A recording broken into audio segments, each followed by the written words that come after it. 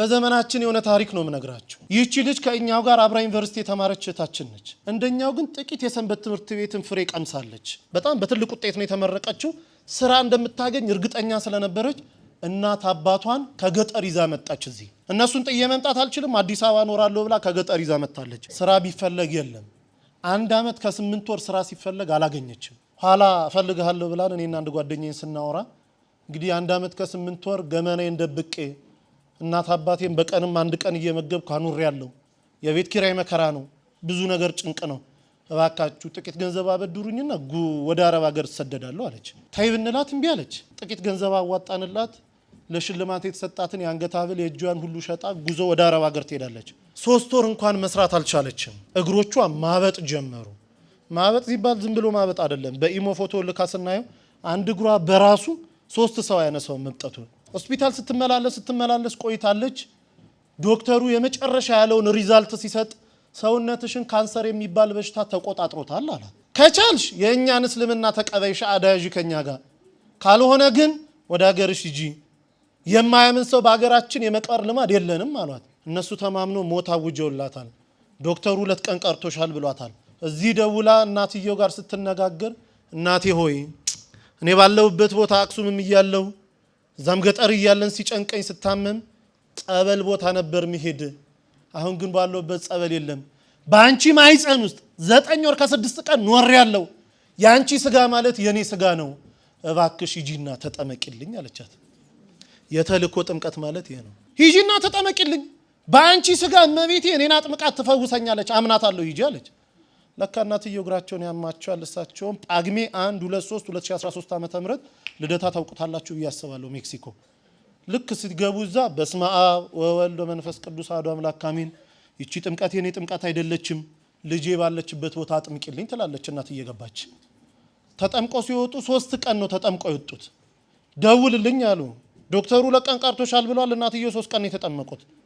ሲደወል ልጅቷ ዝልፍልፍ ብለው ወርቀ ሆስፒታል ወስዷታል ሆስፒታል ገና ስትገባ ራሷ ነው የምትነግረን ሰውነቴ ላይ የነበረ ያ ክብደት የሚመሰል አላንቀሳቀስ ያለኝ ነገር ሁሉ ውድቅ ብሎልኝ አዲስ የ18 ዓመት ህፃን ልጅ መስዬ ሆስፒታል በርቆምኩኝ አለች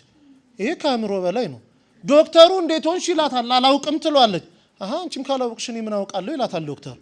እርሱናን የሚመረምር ዶክተር ፈቃድ ሞልቶ ወጥቶ ነበር ከሄደበት ቦታ የ6 ሰዓት መንገድ ነርቶ ተመልሶ ህክምና ገባ ልጅቷን አምጡ ይላል ይሄው እኔ ነኝ ትላለች እባክሽ አትቀልጂብኝ ልሰራ ነው ያለሁት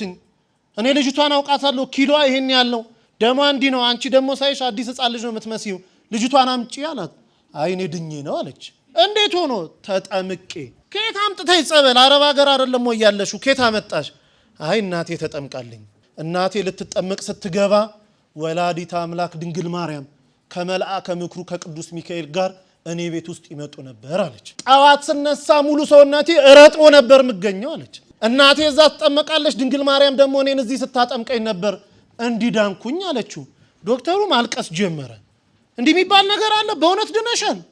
አንዲ ኮነማ እኔም እኮ 17 ዓመት ካንሰር ታማሚ ነኝ በቀን 2 ኪኒንና 3 መርፌ እየተወጋው ነው 17 ዓመት የገፋሁት እባክሽ ሀገርሹ ሰጂኝ አንቺ ምትያት ሴት ካለች እኔንም ታጥምቀኝ አለ ያው እንግዲህ ታውቃላችሁ እሷ መምጣት አትችልም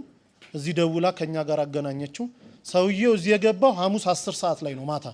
አሁን ወስዳችሁ ካላጠመቃችሁኝ አለ ብንለው ብንሰራው በፍጹም በኋላ ተደውሎ በአረበኛ የሆነ ነገር አለችው ተረጋጋ ለሊት 9 ሰዓት ላይ ተነስቶ ወሰዱኝ አለ ስንሄድ ቤቱ ተዘግቷል ገና በር ላይ ካህኑ እየከፈቱ ነው አብሮ ገባ ንባባቱን ደሞ አጣኑን አንድ ላይ ተደርጎ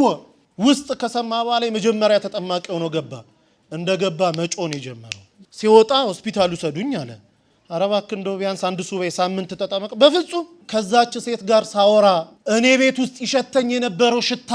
አሁን እዚህ ቦታ ሸቶኛል እሷ ስታወራ ሁሌ የሚመጣው ሽታ እኔ ጋር አለ እባካችሁኝ ሰዱኝ ከውስጥ የጥቁር ነገር እየጮኸ ሲወጣ ይቻለው እንደ ጉም ደመና ወጥቶ ሲወጣ ይቻለው ሰዱኝ አለ ሆስፒታል ተወሰደ ምርመራውን ጠበቀን ሲመጣ ካንሰር የሚባል የለብህም ተባለ አላምንም ኢትዮጵያውያንን አለ ዶክተሮቻቸው እንዴት ናቸው 17 ዓመት የተያዝኩትን እንዴት የለም ትሉኛላችሁ አለ አይ ሀገር ሄጄ ይመረመራሉ ሄዶ ሲመረመር የለብህም ተባለ አሁን ግብጽ ቤተክርስቲያን እዛው ተጠምቆ ሚስቱም 3 ልጆቹን ተጠምቀው ያገለግላሉ። ዳናይት መክብብና አቤል መክብብ ወንድምና እህት ናቸው ወይስ አይደሉም? ካንተ አንደበት እንስማ። እውነት ነው ካንቺ አንደበት ቢሆን ነው ጥሩ። ተገርፈሽ ታውቂያለሽ አንቺ? እንዴ እየጠየቀኝ እንደ እስኪ ማታ አይተውኛል። ከሰዓት ሄደው ክሊፑን አይተው ነው መዝሙርን ሳይ እኮ ነው።